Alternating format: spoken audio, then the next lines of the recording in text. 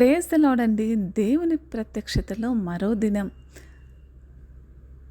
యోబు పుణ్యాత్ముడు, నీతిమంతుడు, దేవుని భక్తుడు. అయినా అతడు తన జీవితంలో తీవ్రమైన శ్రమలను ఎదుర్కొన్నాడు. తన పిల్లల మరణం, ఆస్తి నష్టం, అనారోగ్యం. కానీ ఆ శ్రమలు కొంచెము కాలము మాత్రమే. చివరికి దేవుడు యోబును మరింత బలమైన నమ్మకంతో ఆశీర్వదించాడు. అతని ఆస్తిని రెట్టింపు చేశాడు. అతని పేరు నిత్యకాలము నిలిచిపోయేలా చేశాడు. మరి యాకోబు పత్రిక 5వ అధ్యాయం 11వ వచనం కూడా ఇది ధృవీకరిస్తుంది.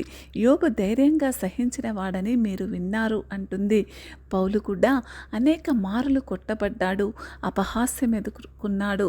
కొరింథీయులకు రాసిన 2వ పత్రిక 11వ అధ్యాయం 23 నుంచి 27 వచనాలు కనుక మనం చూసినట్టయితే, అనేక పర్యాయములు చెరచాలలో ఉంటిని, అపరిమితముగా దెబ్బలు తింటిని, అనేక మారులు ప్రాణాపాయములో ఉంటిని, యూదుల చేత 5 మారులు 1 తక్కువ 40 దెబ్బలు తింటిని, 3 మారు బెత్తములతో కొట్టబడి తిని, ఒకసారి రాళ్లతో కొట్టబడి తిని, 3 మారు ఓడపగిలి శ్రమపడి తిని, ఒక రాత్రింబగళ్ళు సముద్రములో గడిపి తిని అని అనేక మారులు మరి పౌలు కూడా నమ్మకమైన పోరాటము పోరాడి తిని, నా పయనము పూర్తి చేసి తిని, విశ్వాసమునను గతించి తిని అని సాక్ష్యమిస్తున్నాడు.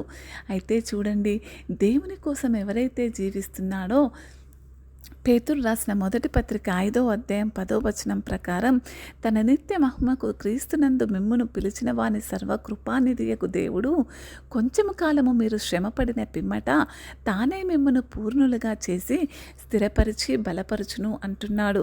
నిజమే, దేవుడు శిక్షలకే కాదు కృపకు కూడా మూలము. ఆయన యేసుక్రీస్తులో తన అండదండలతో మానవాళిని పిలుస్తున్నాడు. మనం అర్హులము కాకపోయినా ఆయన కృపచేత మనలను ఆయన నిత్యమైన మహిమలో భాగస్వాములుగా చేస్తున్నారు.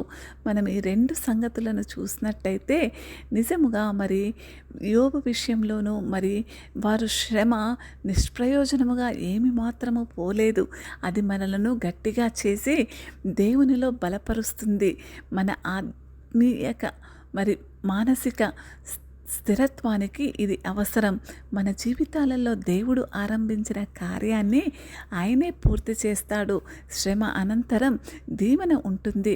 స్థిరమైన విశ్వాసము, బలమైన మనస్సు, మరి శాశ్వతమైన కీర్తి, ఇవన్నీ కూడా దేవుణ్ణి నమ్మి ముందడుగు వేస్తూ శ్రమలో పాలు పొందుతున్న ప్రతి ఒక్క నిజమైన విశ్వాసీ సేవకుడి యొక్క సొంతమని దేవుని వాక్యం సెలవిస్తుంది.